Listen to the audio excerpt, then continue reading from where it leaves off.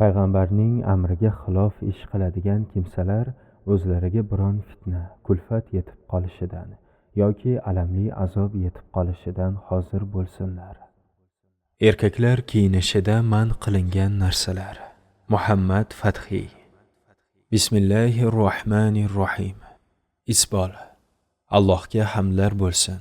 Allohning rasuliga va u zotning ahli oilasi, sahobalari va u zotga yaxshilikda ergashgan barcha kishilarga salovat va salomlar bo'lsin.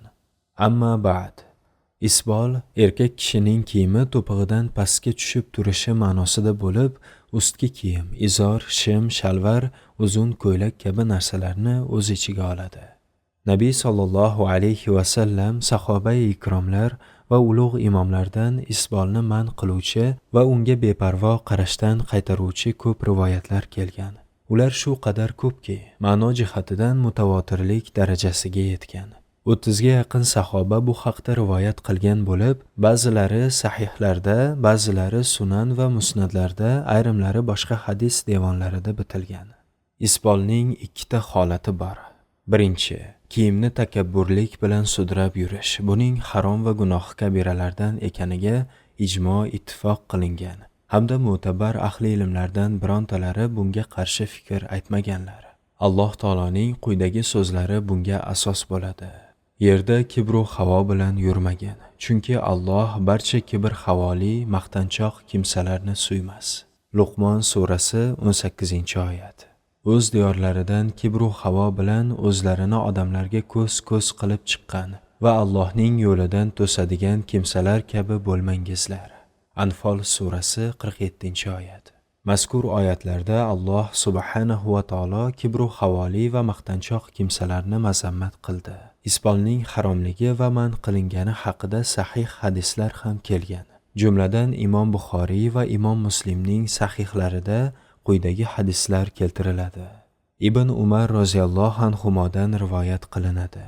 Rasululloh sallallohu alayhi va sallam aytdilar: kiyimini takabburlik bilan sudrab yurgan kishiga Alloh taolo qaramaydi. Abu Hurayra roziyallohu anhudan rivoyat qilinadi. Hadisda Rasululloh sallallohu alayhi va sallam aytdilar: kekkayib izorini sudrab yurgan kimsaga qiyomat kuni Alloh qaramaydi. Muhammad ibn Ziyod aytadi: men Abu Hurayra roziyallohu anhuning shunday deganini eshitdim. Nabiy sallallohu alayhi va sallam aytdilar yoki Abul Qosim sallallohu alayhi va sallam aytdilar dedi. Bir kishi sochlarini silliq tarab o'ziga bino qo'yib, ipak kiyimlarga o'ranib ketayotgan payt Alloh uni yerga yuttirdi. U to qiyomat kunigacha yerga kirishda davom etadi. Solim ibn Abdulloh otasi Abdulloh ibn Umar roziyallohu anhudan rivoyat qiladi. Rasululloh sallallohu alayhi va sallam aytdilar: bir kishi izorini sudrab borayotganida uni yer yutib yubordi. Endi u to qiyomat kunigacha yerga kirishda davom etadi. Abu Zar roziyallohu anhudan rivoyat qilinadi. Rasululloh sallallohu alayhi va sallam aytdilar: 3 toifa kishilar borki, qiyomat kuni Alloh taolo ularga gapirmaydi, qaramaydi, ularni poklamaydi. Ularga alamli azob bordir. Bu so'zlarni Rasululloh sallallohu alayhi va sallam 3 bor takrorladilar. Shunda Abu Zar: bunday ziyonkor va noumid kimsalar kimlar yo Rasululloh deb so'radi. Kiyimini to'piqdan pastga osiltirib yuruvchilar, yaxshiligini minnat qiluvchilar, molini yolg'on qasam bilan o'tkazuvchilar dedilar. Bulardan boshqa ko'p hadislar bo'lib, ularning barchasida kiyimni to'piqdan pastga tushirishning va kibrlanib sudrab yurishning harom ekanligi, bunday qiluvchiga qiyomat kuni Alloh taolo gapirmasligi, qaramasligi va uni poklamasligi, unga alamli azob borligi haqida ogohlantirishlar kelgan. Ikkinchi, kiyimni kibrlanmagan holda to'piqdan pastga tushirib kiyish. Bu ham harom va qiluvchisiga qiyomat kuni azob borligi va'da qilingan ishdir. Ya'ni kiyimi oyog'ining to'piqdan pastini o'rab turgan joyiga do'zax o'ti tegadi. Abu Hurayra roziyallohu anhudan rivoyat qilinadi.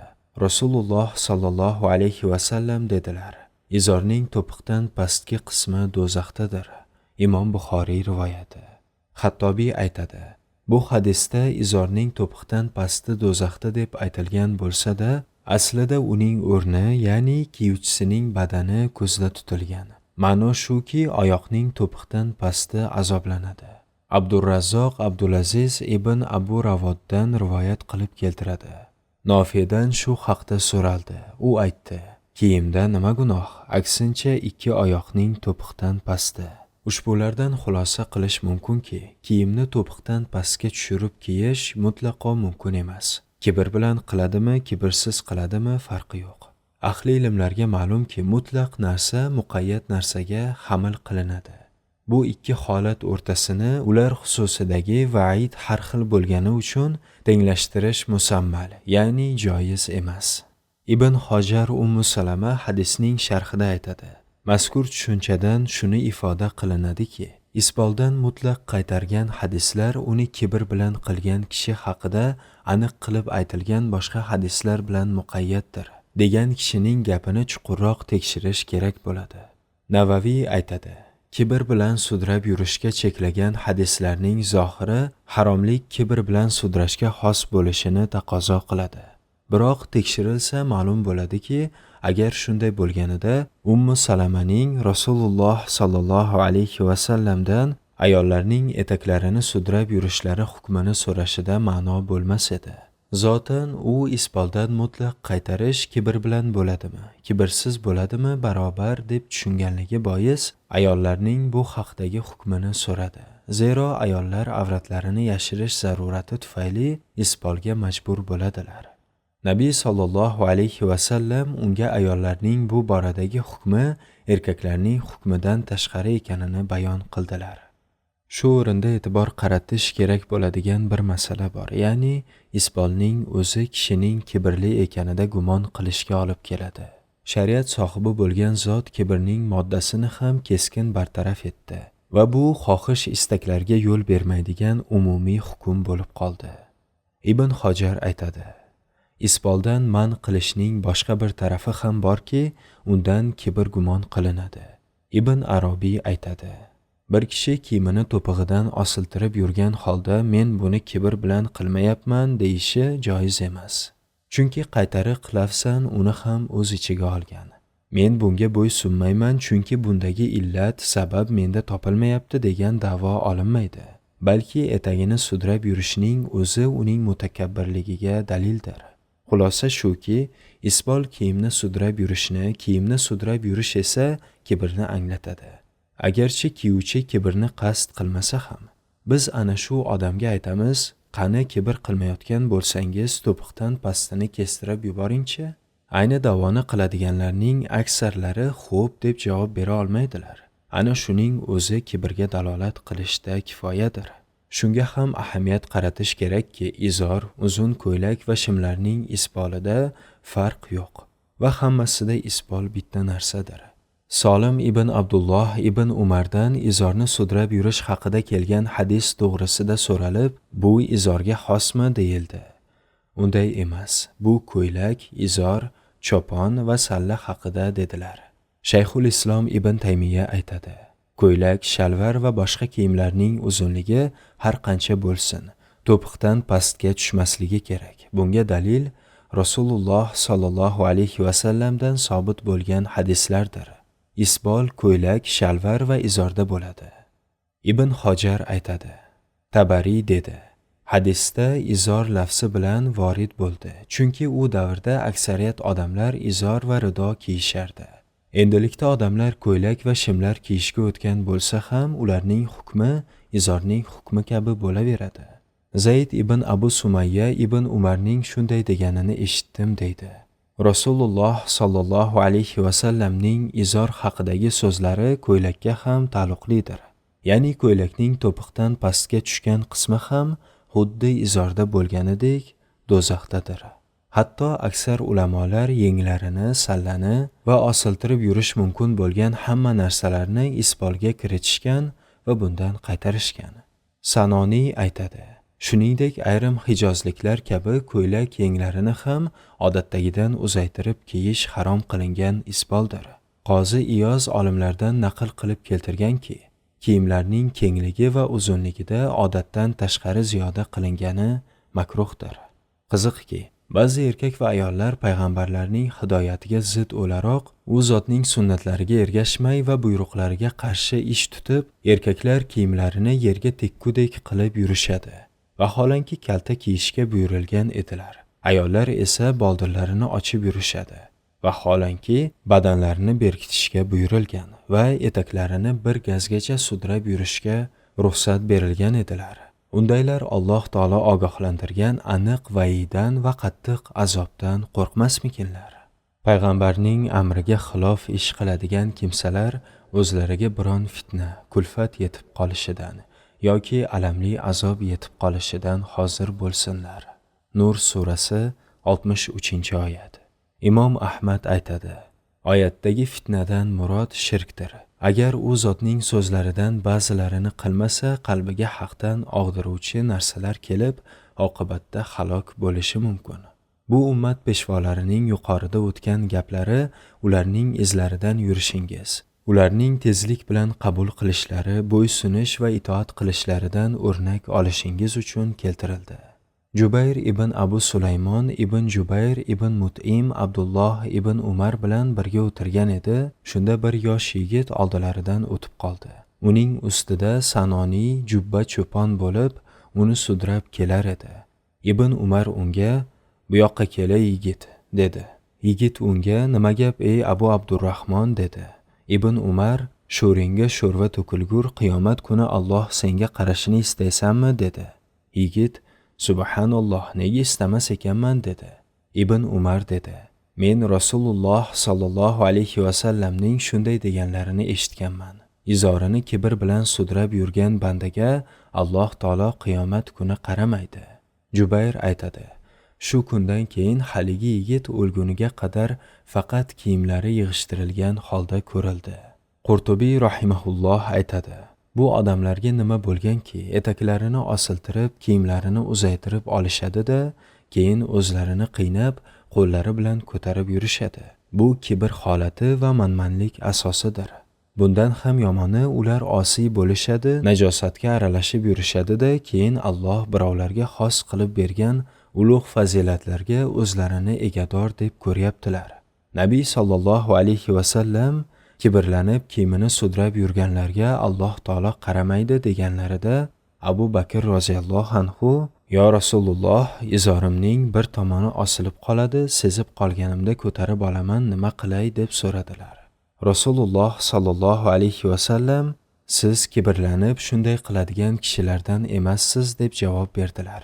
Demak, Rasululloh sallallohu alayhi va sallam kiyimni sudrab yurishdagi qaytariqni umumiy qilib, Abu Bakr roziyallohu anhuni bundan istisno qildilar. Past kishilar o'zlarini ulug' zotlarga tenglashtirishni istashadi. Biroq aslida bu ularga munosib emas. Ana o'shalarga ham Rasululloh sallallohu alayhi va sallam guvohlik berganlarida edi, biz ularning gaplarini qabul qilgan bo'lar edik. Shuhrat kiyimi. Kiyimdagi shuhrat uni sudrab kiyishda ham, o'ta kalta kiyishda ham, keng torligida, rangida, ko'rinishida, sifatida, qo'yingki, shariat cheklovlaridan tashqariga chiqqan barcha holatda bo'ladi. Abu Dovud ibn Umardan rivoyat qilgan hadisda Rasululloh sallallohu alayhi va sallam aytganlar: "Kim shuhrat kiyimini kiysa, qiyomat kuni Alloh unga xuddi shunday kiyim kiydiradi. So'ng uning ichida o't alangalanadi." Alboniy Hasan degan. Shayxul Islom aytadi: "Kiyimning boshqalarnikidan ajralib turishi makruh.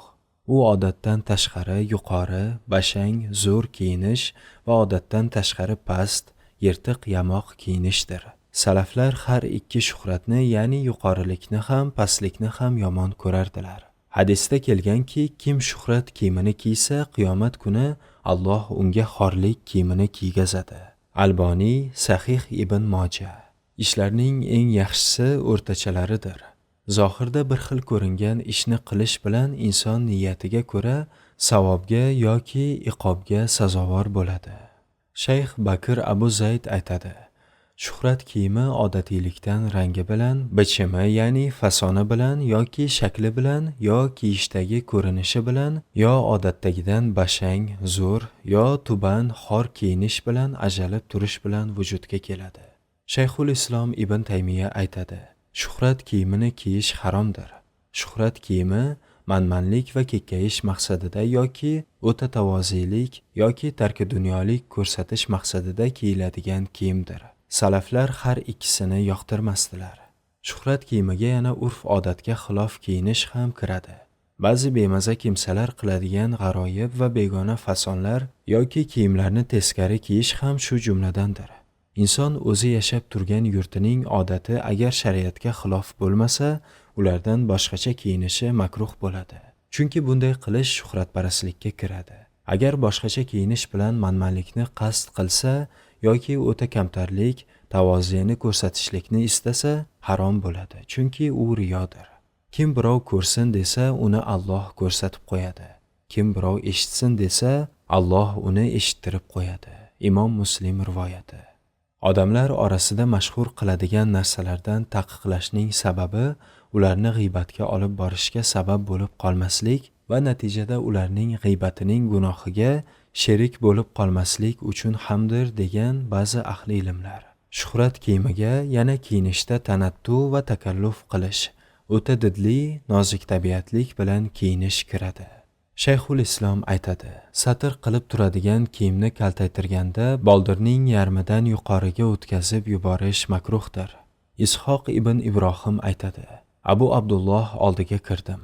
Ustimda tizzamdan pastroqqacha tushadigan va boldirimning yarmidan yuqori turadigan kalta ko'ylak bor edi.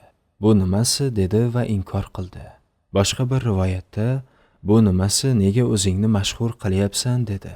Buning boisi shuki, Nabiy sallallohu alayhi va sallam mo'min kiyimining haddi boldirining yarmigacha, ya'ni undan yuqori emas deb bayon qilib berganliklari va shunga buyurib o'zlari ham amal qilganliklaridir.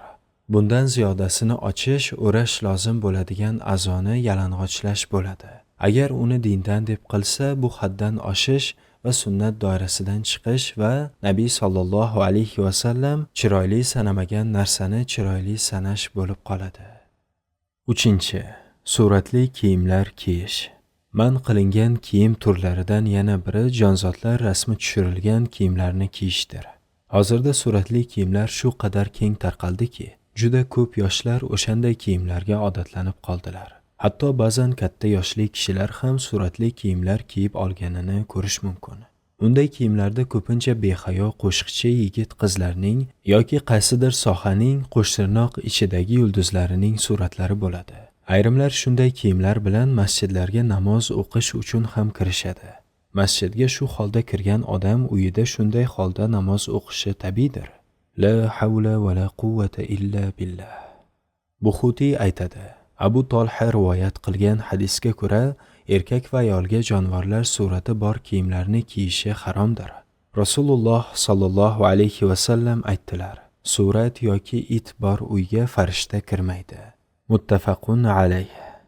Shayxul Islom aytadi, hayvon, qush yoki boshqa jonzotlarning surati bor kiyimni kiyish joiz emas. Uni erkak ham, ayol ham kiymaydi. Suratli matoni parda qilib osilmaydi. Faqat uni yerga to'shab qo'yish joiz.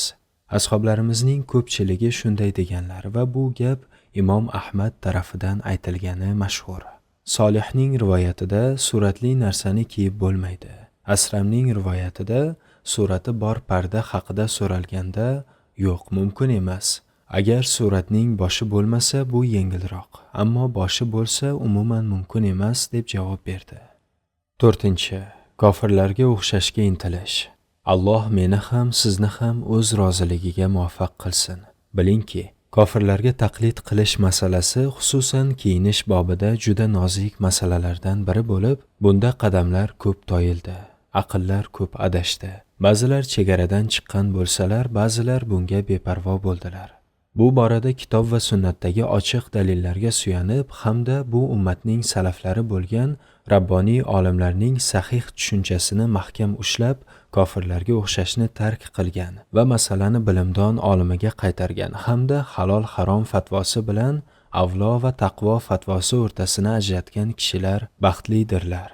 Bilingki, kiyimlar orasida kofirlarga xos bo'lgan va ularning kofirligiga alomat bo'lib turadigan kiyimlar bor. Masalan, yahudiylarning do'ppisi, sinxlarning sallasi yoki nasroniy rohiblarining kiyimi va shu kabilar ularning diniga, e'tiqodlariga bog'liq kiyimlar bo'lib, musulmonlarning bunday kiyimlarni kiyishlari harom ekaniga shubha yo'q. Hattoki buni kiyish bilan kofirga o'xshashni qasd qilmagan bo'lsa ham, mo'tabar ahli ilmlar mana shunga ijmo qilganlar. Shu o'rinda kofirlar mamlakatida keng tarqalgan kiyimlar haqida so'z yuritsak, bunday kiyimlar musulmon diyorlariga oqib keldi va ommaviy kiyimga aylandi. Ammo bular ichida kiyish man qilingan kiyimlar ham bor. Masalan, badanni sifatlab turadigan nihoyatda tor yoki ichi ko'rinib turadigan yubqa yoki salib, ya'ni xoch, turli suratlari bor yoki faqat kofirlarda mashhur bo'lgan bichimda, ya'ni fasonda bo'lgan kiyimlarni kiyish mumkin emas. Bunday kiyimlarni ana shu kofirlarga maftun bo'lgan fosiq musulmonlargina kiyadilar. Endi kostyum shim.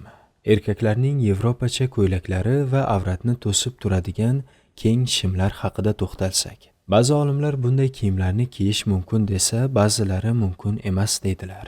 Qisqasini aytadigan bo'lsak, musulmon kishi o'zini ixtilofli narsalardan saqlashi va iloji boricha bunday kiyimlardan uzoq bo'lishi kerak.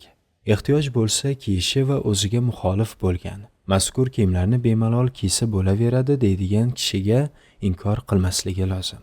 Bu masala garchi ixtilofli bo'lsa-da, uning ustida talashib tortishish va firqalarga ajralib ketish yaxshi emas. Chunki salaflar ixtilofli masalalarda murosa qilganlar. Ammo bo'yinbog', galstuk, kapalaksimon galstuk kabilarda ixtilof juda kuchli. Ba'zilar aytganidek, nasroniylar xoch osib yurish bo'yinlariga og'irlik qilgani uchun uning o'rniga galstukni o'ylab topganlar deyilgan gap balki to'g'ridir, balki noto'g'ridir. Nima bo'lganda ham bunday narsalardan uzoq bo'lish, umuman yaqinlashmaslik afzal. Ilmiy bahs va fatvolar doimiy qo'mitasi kostyum shim va shim kiyishning hukmi haqida berilgan savolga quyidagicha javob bergan. Shim, kostyum va shu kabi kiyimlarni kiyishga kelsak, barcha turdagi kiyimlarni kiyish aslida muboh. Chunki u odatiy ishlardan. Alloh taolo aytadi: "Ayting ey Muhammad, Alloh bandalari uchun chiqargan bezak, liboslarni va halol pok rizqlarni kim harom qildi?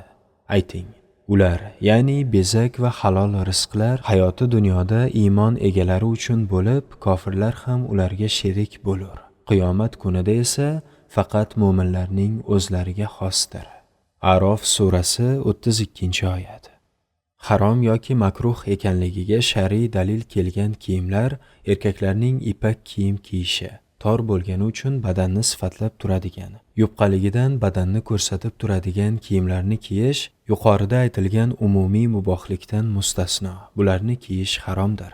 Nabiy sallallohu alayhi va sallam kofirlarga o'xshashdan qaytarganlari bois ularning alomatidan bo'lgan kiyimlarni erkaklar ham, ayollar ham kiyishlari mumkin emas. Shuningdek, Nabiy sallallohu alayhi va sallam erkaklarni ayollarga o'xshab olishdan, ayollarni erkaklarga o'xshab olishdan qaytarganlari bois erkaklar ayollar kiyimini, ayollar esa erkaklar kiyimini kiyishlari ham joiz emas. Shim deb nomlanuvchi kiyim faqat kofirlarga xos emas, balki ko'p mamlakatda va davlatlarda musulmon va kofirlar orasida umumiy libos. Shim kiyish ayrim musulmonlarning odatiga muvofiq bo'lishiga qaramasdan, ba'zi mamlakatlarda odat bo'lmagani, o'rganmaganlari uchun uni yoqtirmaydilar. Shu bois musulmon kishi agar o'zi yashab turgan diyoridagi kishilar unday liboslarni kiyishga odatlanmagan bo'lsalar, namozga, umumiy jamoat joylariga bunday kiyimlar bilan bormasligi afzal. Tavfiq Allohdandir. Payg'ambarimiz Muhammad sallallohu alayhi va sallamga, oila va ashablariga Allohning salovat va salomlari bo'lsin. Ilmiy bahs va fatvolar doimiy qo'mitasi. 5. Ipak kiyim kiyish. Erkaklarga ipak kiyim kiyish harom bo'lib, bunga Qur'on, sunnat va ijmo dalildir. Qur'onda Nabiy sallallohu alayhi va sallamga ergashishga umumiy buyruq kelgan. Payg'ambar sizlarga nimani keltirsa, uni olinglar. U zot sizlarni qaytargan narsadan qaytinglar. Hashr surasi 7-oyat. Rasululloh sallallohu alayhi va sallam so'zlari Alloh taolo tomonidan vahiydir. U sizlarga keltirayotgan Qur'on yoki hadisni o'z havoyi xohishi bilan so'zlamas. U Qur'on va hadis faqat Alloh tomonidan payg'ambarga vahiy qilinayotgan, tushirilayotgan bir vahiydir. va Najm surasi 3-4 oyatlar. Sunnatda Nabiy sallallohu alayhi va sallam tomonidan erkaklarga ipak kiyim kiyishning haromligini bayon qiluvchi va undan ogohlantiruvchi ko'plab hadislar kelgan. Ali ibn Abu Talib roziyallohu anhudan rivoyat qilinadi. Nabiy sallallohu alayhi va sallam o'ng qo'llariga ipakni, chap qo'llariga tillani olib, bu ikkisi ummatimning erkaklariga haromdir dedilar. Alboniy Abu Dovud Sahih Sunani. Nofi Abdulloh ibn Umardan rivoyat qiladi. Umar ibn Xattob roziyallohu anhu ipakdan bo'lgan xulla yaktak ishton sotilayotganini ko'rdi-da va "Yo Rasululloh, bu xullani sotib olsangiz, elchilar kelganida va juma kunlarida kiyar edingiz" dedi. Rasululloh sallallohu alayhi va sallam buni oxiratda nasibasi yo'q kimsalar kiyadi dedilar. Buxoriy rivoyati. Huzayfa roziyallohu anhu aytadilar: Rasululloh sallallohu alayhi va sallamning shunday deganlarini eshitdim. Ipakni, shoyini kiymanglar. Tilla va kumush idishlarda yemanglar va ichmanglar. Chunki bular dunyoda ular kofirlarga, oxiratda esa sizlargadir. Umar, Anas ibn Zubayr va Abu Umoma roziyallohu anhudan rivoyat qilinadi. Nabiy sallallohu alayhi va sallam aytdilar: Kim dunyoda ipak kiyim kiysa, oxiratda kiymaydi. Muttafaqun alayh. Bu haqidagi ijmoga kelsak, uni bir necha imomlar naql qilganlar. Shayxul Islom aytadi: Erkaklarning ipak kiyim kiyishlari garchi unga paxta yoki kanob aralashgan bo'lsa ham, Rasululloh sallallohu alayhi va sallam sunnatlariga va ulamolar ijmosiga ko'ra haromdir. Ipakning erkaklarga harom qilinishidagi illat, sabab haqida ko'pchilik ahli ilmlar so'z yuritganlar. Biroq unga bir chegara tayin qilishda ixtilof qilganlar. Ibnul Qoyyim aytadi: Agar savol berilsa-ki, ipak kiyim eng mo'tadil va badanga yoqimli kiyim bo'lsa, nima uchun komil va fozil shariatimiz uni harom qildi? Axir u pok narsalarga ruxsat berib, jirkanch narsalarni harom qilgan-ku. Bu savolga musulmonlarning turli toifalari turlicha javob berishgan. Ayrimlar aytadi: Shariat buni harom qilishining sababi nafslar unga sabr qilishi va Alloh uchun undan voz kechishi uchundir. Natijada inson bu amaliga savob oladi, xususan uning o'rniga boshqa kiyim ham bor bo'lgan holatda.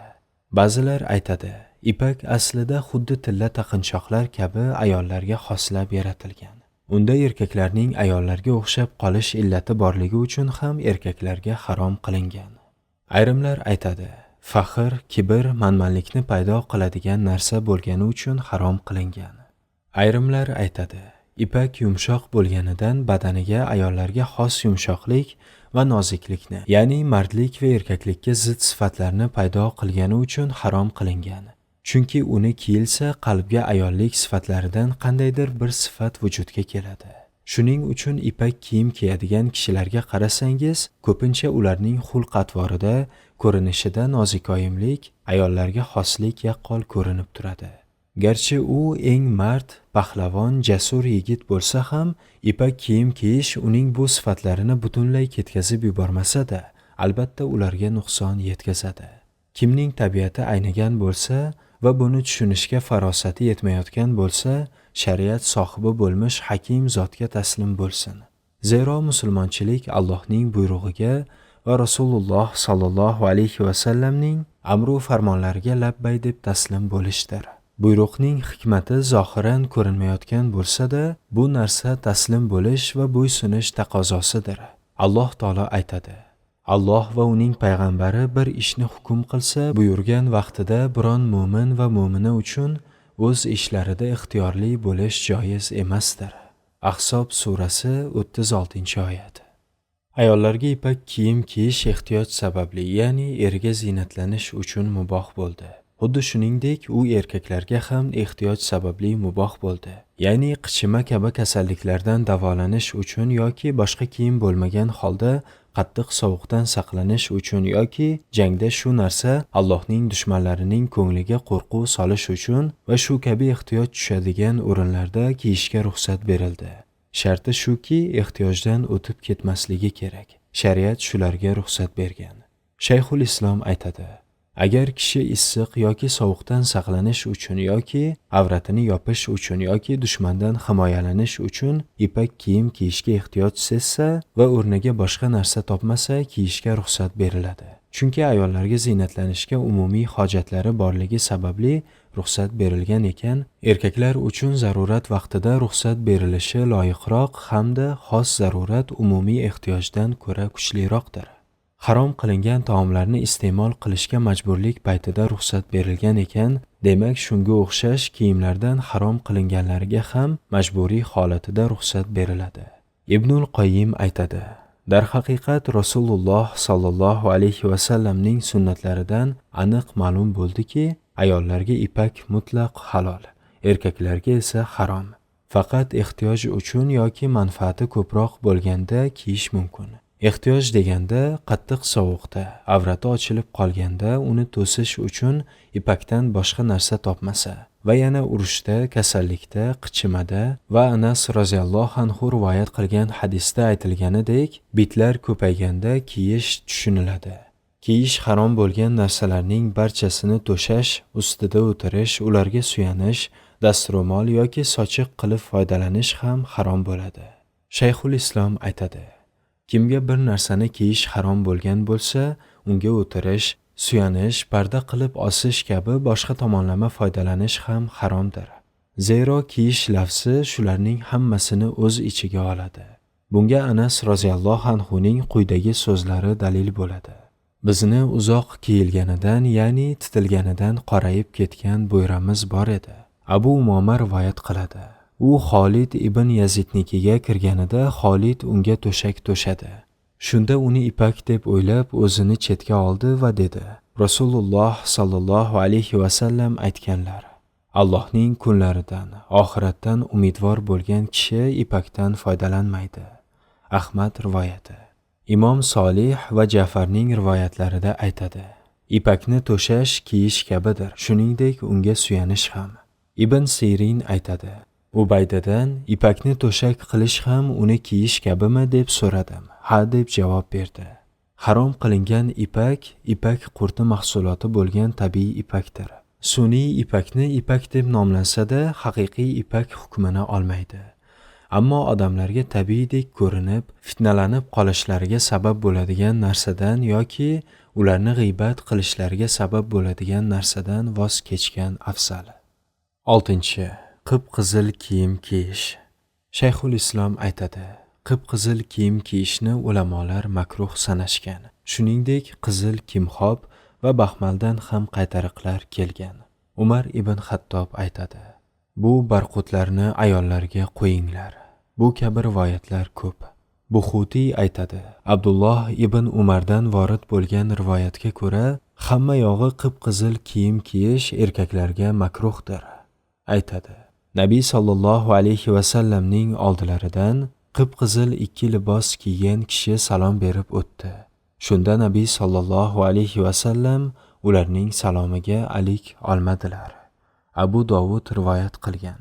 Alboniy zaif degan. Imom Ahmad aytadi: Aytishlaricha qizil kiyimni ilk bor Qorun va Fir'avn oilalari kiygan ekan.